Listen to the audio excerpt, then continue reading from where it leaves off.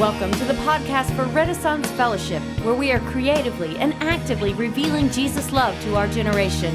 Here we find the script in Scripture and the text in context. Follow us at reddenfellowship.com or join us live Sunday nights at 6 p.m. in Sunrise, Florida, or online via Periscope. Here's our pastor, Jared Kring. So he shoved the entire candy bar in his mouth.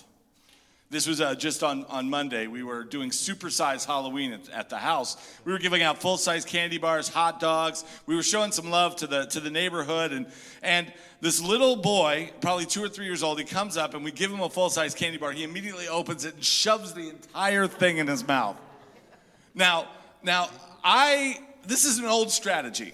One that I am very familiar with, because I think there was 2 fears. Number one, that he was going to be forced to share this full-size candy bar with someone. So the strategy is of course you consume it all yourself so you don't have to share. I did this all my years growing up. Halloween, I'd go get all my candy, and I had brothers and a dad who loved the dad tax. So I would go home and eat all my favorites as quickly as possible so that way my brothers and my dad would not take my favorite candies, and I'd be left with like Tootsie Rolls and whatever else, or Blow Pops, Smarties, Sweet Tarts, yuck, no.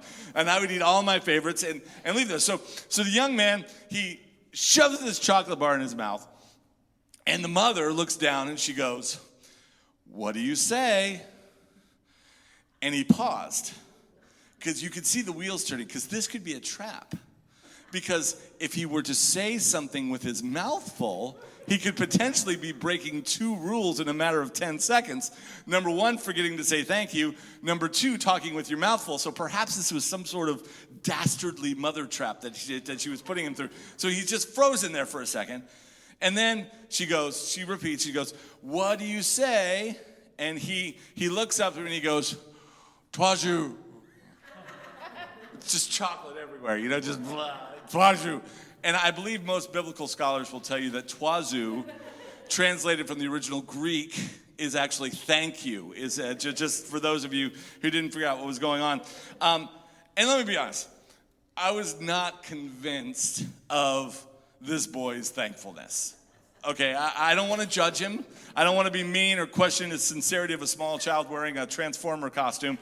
But the reality is I was witnessing an automatic response, right? I mean, something that was designed to resemble gratitude, a cultural hoop, if you will, that this young man had been trained to jump through in order to maintain favor with his mother and also keep the flow of chocolate coming, right? I mean, it's got a dual purpose. Now, I'm not being critical of the young man. I believe saying thank you is powerful, right? Even when it's coerced, it still has power. But I do believe that just the words thank you can be as far from true spiritual thankfulness as saying God bless you after someone sneezes is a real blessing on their life. It can be that far. It can just be something that we do out of habit. I once had a little dog, and she would lift her hand to give you a high five, right? And it was awesome, But I don't believe that she was actually trying to motivate me or create some sort of camaraderie and connection, right? She understood that if she lifted her paw and gave a high five, that she would get a treat, right? So this was a automatic, almost Pavlovian response that she was trained to do. Now this week, we're going to embark on a new series, and what we're going to be talking about is thankfulness. And I want to put forth the idea here that if we're really going to understand thankfulness, before we do that, we have got to understand the difference between politeness, appreciation, and thankfulness. Okay? 3 distinct, very different things. But the problem is sometimes they share some of the same terminology, some of the same verbiage. We use some of the same words to be polite as we do to show appreciation, as we do to show thankfulness. So the difference. What is the difference between these 3 things? So let's start with politeness. Okay, politeness. Let's say that Israel came on for Christmas and gave me a gift of sardines in mustard sauce. Merry Christmas. Right. I would say, thank you. Even though I neither appreciate nor am I thankful for sardines in mustard sauce. Do we follow each other, okay? When my boss comes and lays a giant pile of life-sucking paperwork on my desk, I instinctively say, thank you, even though I am neither appreciative nor thankful for the task that I was just handed, correct? I have a friend who works on my car and does a great job, but in the past, I have received bills for car repair. And at the end of the transaction, you automatically say, thank you, but I was neither appreciative nor thankful for the service nor the cost that it was that I was given. Do we follow each other? Okay. Now, don't get me wrong. I do believe in good manners. I don't think that we should always say what we're thinking. Yes? That would be bad, right? That would be a terrible thing if we actually said, like, wake up on Christmas morning and your wife gives you a present and you look at it and you go, you think I'd like this? Not good. Don't do that. That's not a good way to go. We shouldn't always say what we're thinking, but we must not confuse politeness with thankfulness. Okay?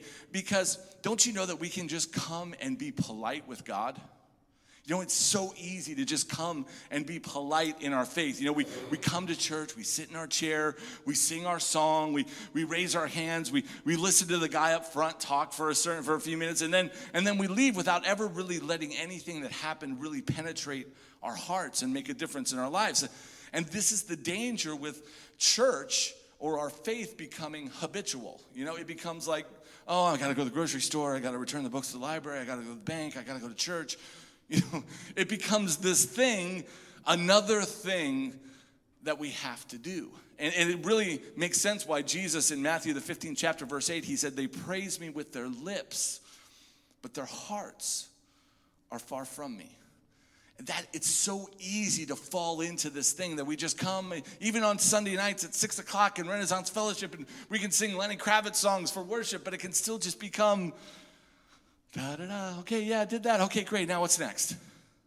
Now, that's politeness. Now, what about appreciation? Now, I appreciate a good hamburger, right? But I would not say that I am thankful for a good hamburger, right? I mean, on Thanksgiving dinner, you know, my wife, I'm thankful for our house, and my daughters, I'm thankful for our family, I'm thankful for our pets. And me, I'm thankful for Five Guys with a cheese and Cajun. It doesn't work, right? I mean, it's not quite there. You know, I appreciate a good movie, right? But I would not say that I'm thankful for The Godfather, right? That's just a little too much, right? I appreciate a good cafe con leche, but I wouldn't say that I'm. Okay, bad example. Bad example. That was a bad example. See, appreciation is an awareness and acknowledgement of the quality and excellence of something that happens in your presence. It's an appreciation and acknowledgement of the quality and excellence of something that happens in your presence. And while I feel that appreciation and thankfulness are not necessarily the same thing, I will tell you that appreciation is also something that we are greatly lacking in our culture. I mean, social media and TV has made us numb to the efforts and gifts of our fellow men. And so instead of sitting back and appreciating the gift of another human being, we all become American Idol judges, right? Sitting back like Simon Cowell going, here's a little picture there. I'm sorry, no, that just didn't work for me at all. I understand you worked on it, and but no, it doesn't work for me. We become these judges instead of just appreciating another human being and their gifts. And then in church, we have this whole other thing where we don't want to appreciate people because we're afraid they're going to get the big head. So we make it our personal mission to force humility on them by never showing them any appreciation. You know, well, they're doing it for God, so they don't need to hear anything. So you have whole swaths of people that stop serving and stop doing things in church because they feel unappreciated. So appreciation is incredibly important, but it still is not thankfulness. See, I'm polite because my culture requires it of me. I appreciate many things, but true thankfulness is something completely different. And I'm going to say something that's, it's November, so you got to do a series on thankfulness. It's like, it's kind of in the pastor code book. It's like you sign the contract to be a pastor and say, hey, don't forget, Thanksgiving, you got to do thankfulness. Christmas, you got to do Christmas, just so you know. It's like, okay, but normally we spend these sermons talking about thankfulness. And I'm going to say something different here. I'm going to say that I don't think that thankfulness is very difficult. I'll say it. Because it's like the old church folks used to say. The old church folks used to say, if you want to thank, all you got to do is think. If you want to thank and be thankful, all you got to do is think. And that's the beauty of the Thanksgiving holiday, right? It makes you actually sit down for a minute and stop and just think for a moment about what you're thankful for. And let me tell you, it doesn't take long, does it? I mean, you start thinking, and all of a sudden the flood comes of all the good things that God's done for you, the things that he saved you from, the relationships that you have, the people that you love, the very fact that there's breath in your lungs, and suddenly, within minutes, you can have tears coming down your face just because you stopped for a minute to think. So I'll say that the problem is not thankfulness, the problem is maintaining it. Because our culture is totally designed to distract us, to totally keep us from stopping and taking that moment to think. And I'll say that what I want to do with this series is I want us to look at not what it is to be thankful, but I want to see how can we maintain a spirit of thankfulness. So it's not just something that we do on the last Thursday in November, but it's something that we do 365 days a year. And that's what I want to take the next few minutes tonight and these next few weeks to look at is how can we take Thanksgiving and turn it into thanks living, something that we do on a continual basis. I love greatest hits CDs. Does anybody love greatest hits? Does anybody have a favorite, like their go-to greatest hits? Like how? Okay, everybody in here at some point or another has owned Journey's greatest hits. Yes? Yeah, who's owned Journey's greatest hits? Really? Wow. Okay, you've got some disgust in your face about that, huh? Journey. Ugh. Okay, give me a greatest hits CD that you love. Bruce Springsteen, Chicago, the one with the paint buckets on the front. That's my favorite. What? Legend, Bob Marley. Who's owned that one? Oh, yeah. I've owned like 4 copies of that. Oh, that's awesome. See, I love greatest hits CDs because it's like a shortcut. Like you don't have to buy all the albums. You just buy the greatest hits. And usually I found that like when you buy the album, you listen to the album and you're like, oh yeah, I see why that was the hit because the rest of the songs were not that great. I love greatest hits. When I was a kid, I probably had like 30 greatest hits, just different bands and things. It was a great way to introduce yourself. But some bands, you can't do greatest hits. Like you have to have the albums, right? I mean, the Beatles, Led Zeppelin, Pink Floyd. I mean, you can't do a greatest hits CD. Like if I were to say my top 5 favorite Beatles songs, probably at least half of them would not be on a greatest hits CD, right? So you have to go deep cuts. You got to get like the full record experience, right?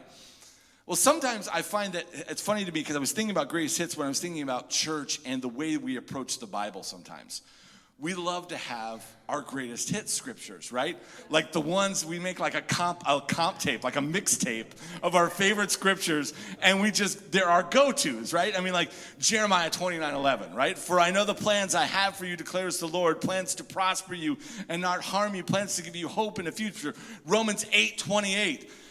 And we know that in all things God works for the good, those who love him and are called according to his purpose. Isaiah 40:31, those who wait upon the Lord shall renew their strength. They shall mount up with wings as eagles. They shall run and not be weary. They shall walk and not faint.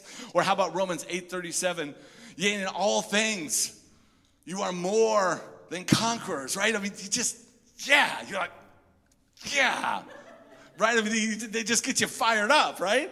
And don't get me wrong. There's nothing wrong with having those like go-to inspirational scriptures. The only danger is that sometimes if we take a promise or an idea out of context, and we use something out of context. It's the only danger.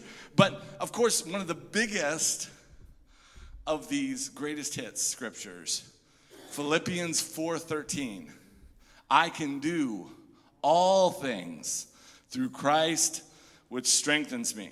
You just feel powerful saying that. I can do all things. Not like some things or a few things, but all things. I mean, it's incredible, right?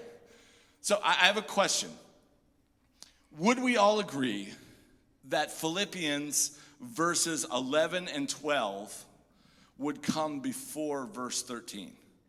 Now, I know I'm not trying to get into some deep, like Goodwill Hunting style mathematics here, but can we agree that 11 and 12 come before 13? And do we think that maybe verses 11 and 12 could possibly shed some light on verse 13? I know it's a really crazy concept considering, that Paul actually had the audacity to write this while he was in prison and to say, I can do all things through Christ who strengthens me. That's a pretty profound and amazing thing to think about. But maybe if we look at verse 11 and 12, we might be able to get a little bit more insight into how he's able to make this incredibly audacious and powerful statement that he can do all things through Christ. And in the process, maybe we can go a little deeper and learn a little bit about this, and maybe it can help us learn a little bit about our own hearts and how to be thankful and feel that we can do all things, even maybe when we're sitting in a prison cell or maybe when things aren't going our way. Does that sound worthwhile? Okay, so what we're going to do, we're going to go to a deep cut here. We're not just doing the greatest hits. We're going to go to Philippians verse 11, and we're going to start right there. And this is where we're going to spend the next few minutes and the next couple of Sundays, okay? Philippians 4 verse 11, it starts by saying, not that I speak from want. Stop right there. Not that I speak from want.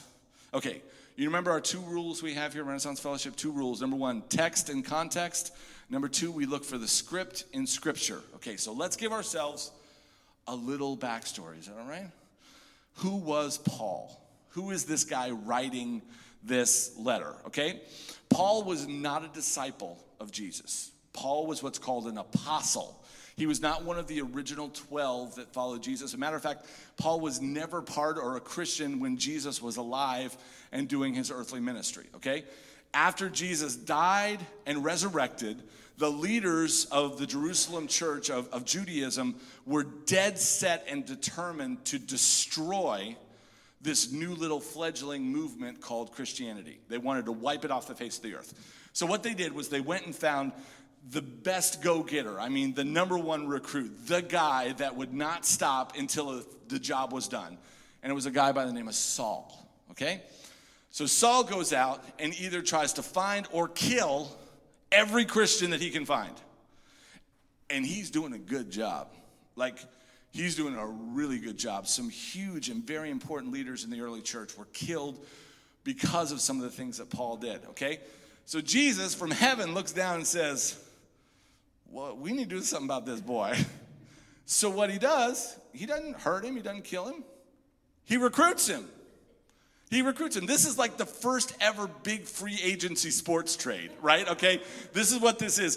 It's like when you have a baseball team and every time you face another team and the pitcher beats you, he beats you every single time. What do? Get that pitcher. Get that guy. And that's what Jesus did. He appeared to Saul on the road to Damascus and said, hey, stop persecuting me. Get on my team. And through an amazing spiritual experience, Saul is transformed into Paul. And he takes that same passion and vigor and drive that he had put into trying to destroy Christianity into trying to spread Christianity. And the truth is, the reason that we are sitting here tonight, the reason that we are having church in this room right now is because of Paul. He was the one that took Christianity out of Judaism and out of Israel and took it to the Gentiles. By the way, that's us. Yeah, just if you didn't know. We're the Gentiles. He took it to the Gentiles, and it's the reason that the church grew and became this worldwide phenomenon. It was on its way to becoming almost just an offshoot of Judaism, and Paul took it to the Gentiles, and it spread. So Paul is writing in this book a letter, like a personal letter, like sitting writing a letter to your friends to the church in Philippi. Now, the church in Philippi was the very first church that he started in Europe. And Philippi is in what would now be northern Greece, okay? So he's writing a letter to this church. Now, what had happened was he started the church, and then when he left to go start other churches, that church would send him money and resources and help, right? Somewhere along the line, they either fell on hard times or they forgot or they got lazy and they stopped. And then this book leads us to believe that they have just now recently started again their support for what he's doing. So Paul is sending a letter to basically say thank you and also encourage them in what they're doing and the work that they're doing. And a little sidebar here, actually the church in Philippi was also co-founded and led by a woman named Lydia, she was a weaver of purple cloth, which was like really fancy schmancy at the time. So just for you ladies out there, a little tidbit. Lydia, awesome girl. Okay, so Paul dedicated his life to spreading the gospel of Jesus Christ, and here he is in writing this letter to Philippi, and the very first thing that he wants to make clear to them, he says, not that I speak from want. So on this way to making this declaration that he can do all things through Christ, the very first thing that he wants to make clear to them is that he is not coming from a position of want. If I may paraphrase, Paul is saying, I do not complain. I'm not complaining. I do not complain. It is incredibly imperative to Paul in this moment, and also in other points in his writing, to make it clear that complaining is not part of his vocabulary. Philippians, just earlier in the book, he says, do all things without grumbling or questioning. In the book of Ephesians, he says, let no corrupting talk come out of your mouths. In 1 Thessalonians, he says, give thanks in all circumstances. In 1 Corinthians, he says, do not grumble, as some do. And on, frequently in his writings, he's always talking about your speech and what you say being edifying and not being grumbling or complaining. Paul wants to make it clear here to the Philippians and also in his other writings that complaining is not part of his speech. Now, this is the really big idea that I want us to talk about tonight. Can we just hunker down right here? Can we hunker down? I don't know exactly how you hunker, but it sounds good. Then let's hunker down and let's talk about this for a minute, this idea of complaining. Now, if we are going to be the people that we want to be, if we're going to be the people that God wants us to be, if we're going to live a life of thankfulness, if we're truly going to be able to do all things through Christ who strengthens us, the first thing that we have got to do is stop complaining. And I understand that is way easier said than done, because let me say, saying don't complain, that's un-American, right? I mean, that's like, this is like, what are you talking about? Don't complain. Complaining is a way of life in 21st century America. I mean, baseball is not our pastime anymore.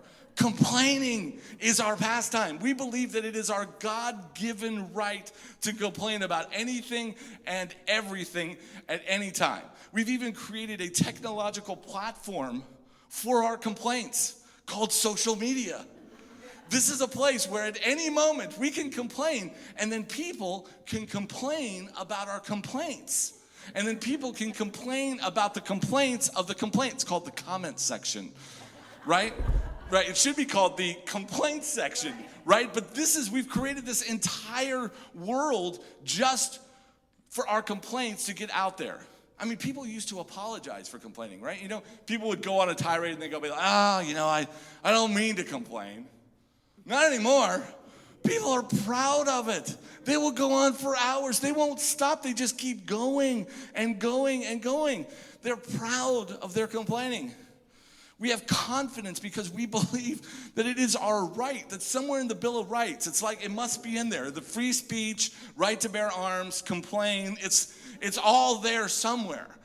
And don't get me wrong. I'm not trying to infringe on an American's free speech by any stretch of the imagination.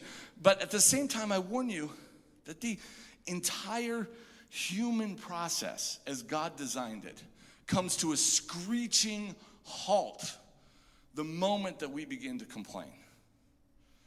So I hear questions. I can read your mind. Did you know that? I can hear your thoughts just coming out. So Jared, how do you know the difference between an opinion and a complaint? Great question. Thank you. Thank you for asking, everybody.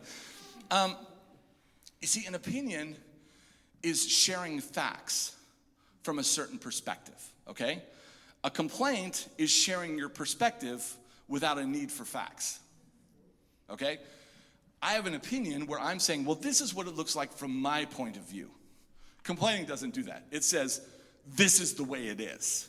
It states things as fact that are truly just perspective, that are the way that I see it becomes fact. There's no room for alteration or reconsideration, or I might be wrong, or, maybe I could look at it from a, no. Complaining states it as a fact. When we complain, we're always right. We're not attempting to see things from another perspective. We're not attempting to compromise or find a different point of view. This is the way it is. This is what we've seen for the last 18 months, isn't it? In our election, this is what we've seen. We've seen our country, we've seen two groups of people standing off, facing each other, just complaining at each other and blaming each other for everything that's wrong in the world. No, it's your fault. No, it's your fault. No, it's your fault. Doesn't it feel that way? And there's no room for discussion. There's no room for personal responsibility. There's no room for, I might be wrong. There's no room for, I see your point there. There's no room for that at all, because when you're complaining, you're stating a fact. And not to mention, you're talking. So how could you listen when you're talking? You want to see the results of a culture that is built on complaining, you need to look no further than America in 2016 after this election. See, the religious and the conservative people blame the liberals. The liberals blame the religious and the conservative and the evangelicals. But the truth is, the same thing that is wreaking havoc in our country is wreaking havoc in our marriages, in our relationships, in our hearts, in our jobs. And it's a spirit of complaining. And I'll tell you, at the core of complaining is an idea. And it is a dangerous idea. It is two words. And these two words are the cause of every war that's ever been fought. They are the cause of every atrocity that's ever been committed on another human being. And those two words are, I deserve. Complaining is built on the idea that you deserve more than what you have. When you complain, you're moving forward under the assumption that you deserve something more than what you have. Oh, I had a terrible waiter at that restaurant. I deserve better service than that. My husband, he won't listen to me. I deserve a better husband. My wife, she nags me all the time. I deserve not to be nagged. I deserve a better wife. My job doesn't appreciate me. I deserve more money, more respect, more time off, more anything. I deserve more stuff, more power, more land, more money. And you can see, once I deserve it, well, then I should have it, right? So why wouldn't I go and take it? Because it should be mine anyway. So why wouldn't I take it? So every atrocity, every war, everything bad that human beings do to each other is based in this complaint that I deserve. That's why if we have a chance of being thankful, if we have any chance of living a life of thankfulness, of true gratitude, we have got to stop complaining. Can you be thankful when you think you deserve more than you have? Is that even possible? The two ideas are diametrically opposed to each other. These two ideas cannot exist. They're polar opposites. Complaining and thankfulness are at war with each other inside the heart of every single human being. Thankfulness and complaining cannot coexist, because the very act of thankfulness is the acknowledgement of gratitude for what you have. And that flies in the face of complaining, which says that you deserve more. I have a challenge for you this week. I want us, before you leave tonight, I want us to pray that the Lord will put a little bell in your mind and in your spirit. That every time you hear a complaint this week, maybe it's a coworker, Maybe it's on the radio, maybe it's on TV, maybe it's your own voice. But every time you hear that complaint, that little bell will go off and you'll notice it.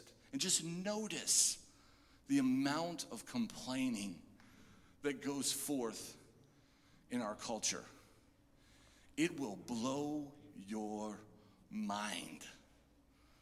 One of the biggest things that everybody complains about, Tuesday's election day, right? So one of the biggest things everybody complains about is Washington, D.C. Oh, Washington is so messed up. Congress, the Senate, the presidential selections. Oh, my. So terrible, right? They complain about all of it, the two choices that we have. It's so terrible. And the Lord got on my behind this week about this because I was convicted. Because we like to talk about these things like the dysfunction in Congress in Washington, D.C. is created in some sort of anomaly in a void that we have nothing to do with. And it's like created in a laboratory somewhere. And we just look at it and go, wow, look at that abomination they created. And the truth is, and this is what convicted me, we live in a democracy, right, that's based on representation. We elect people to go represent us in Washington, right? Or in our state, or whatever, or in our city councils. We elect people to represent us. And I would tell you something that many people will not like, and I don't really care. I will tell you that our democracy is functioning at 100% optimum use. It is functioning exactly as it was designed to function. Because the people in Washington are representing us. You need look no further than your social media feed, from your coworkers, or maybe even at your own dinner table, to see dysfunction, to see arguments, to see the minute that a political or social idea is brought up, immediately everybody runs to their huts and grabs their torches and their pitchforks and they prepare for battle. We can't have a civil conversation. So why would we think, if we can't have a civil conversation, why would we think that the people we elect to political office would be able to go to Washington and have a civil conversation? It's ridiculous. Don't look to Washington. Let's look in the mirror. If we want to fix what's wrong with our country, if we want to fix what's wrong with our lives, with our hearts, it's not going to happen from the outside in. It is going to happen from the inside out. Washington is working exactly the way it was designed to work. It is accurately and perfectly representing the dysfunction that is in the electorate. It is showing a mirror to us of what our Facebook feed looks like. It looks just like the hall of the Senate. Complete gridlock, people unable to have a conversation without taking sides. And I will tell you the answer to what ails this country, to what ails me, to what ails you, it's Jesus. And it starts when we stop complaining. It all begins with shedding this naive concept that we deserve something more. We have got to stop complaining. We must stop looking outside of our own hearts, and we've got to try to find change where it's actually going to come from. And that's from us. If we're going to change our world, and I think that we can, if we're going to change our world, it must first start with us changing our hearts. And that process begins with us stopping this complaining. Just stop. It's become a way of life in our country. And if we're going to see real change happen, we have got to start and set the tone. And the tone is to stop complaining. As long as we complain, we will never grow spiritually. We will never grow mentally. We will never grow emotionally. We will never grow beyond where we are. Change comes from within, not from without. And if we're going to change, it's got to start with us. You know, it was not a common practice. Actually, it was so unhealthy, this practice, that it was ruled to be completely unacceptable and unhealthy. That was until it had to be done, right? Of course, as most things are. It's completely unacceptable until it has to be done. It was during World War II and even wars before and in battles since in desperation, at the front, when soldiers were injured, when pressure and medicine wasn't available and bandages weren't available, the soldiers and the medics would push dirt into the wound to try to do anything that they could to stop the flow of blood in order to try to save the patient's life. Now, of course, the problem with this is if the patient happens to survive, they're, of course, facing a horrific battle with infection, right? So in an attempt to try to save a life, you're creating this incredible problem down the line. And see, we've sat back for the last 6 furious months of campaigning and watched both parties throw dirt into a wound of the American consciousness that exists because we're struggling to try to catch up with where we should be emotionally, spiritually, in our conscience, in our justice, in our politics, this open wound that we have of struggle. These parties, the political parties, have come in and they've just shoved dirt and mess and filth into these wounds. And each one of us needs to understand that no matter what happens on Tuesday, the true patriots will be those who have spiritual antibiotics to fight the infection that's going to be inside every single person that we know. And let me tell you, vote for whoever you want. I do not care. Vote your conscience, vote for whoever you want. But let me tell you, on Wednesday morning, please make sure that you are neither a donkey or an elephant, okay? On Wednesday morning, the real work begins. Stop taking sides. Start speaking hope. Start finding goodness. Start even extolling the ideas of the other party, whichever one it may be, the ones that you think might actually work. Try finding common ground instead of just arbitrarily rejecting something because it happens to have an R or a D attached to it. Jesus told us, blessed are the peacemakers. We are called to repair the breach. And there is a huge breach in our nation. You see, after the war, there is no need for warriors anymore. There's a need for healers. Healers to come and to help fight this infection that's happening. Because if there aren't healers, then the warriors just continue on and move forward with this infection that they're fighting. There will be no victory on Tuesday. No one's winning. Don't be fooled, because the ends don't justify the means. But there will be a new president on Tuesday.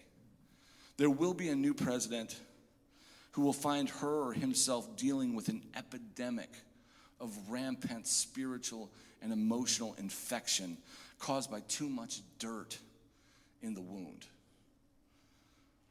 Our job is to be that spiritual antibiotic, to bring an answer that actually is a solution to our world instead of choosing sides to repair the breach. That's what we're called to do. And the first step is to stop complaining. We have got to stop complaining. We can't be the peacemaker if we're complaining about the war. Complaining about the war is not being a peacemaker. It's just adding to the conflict.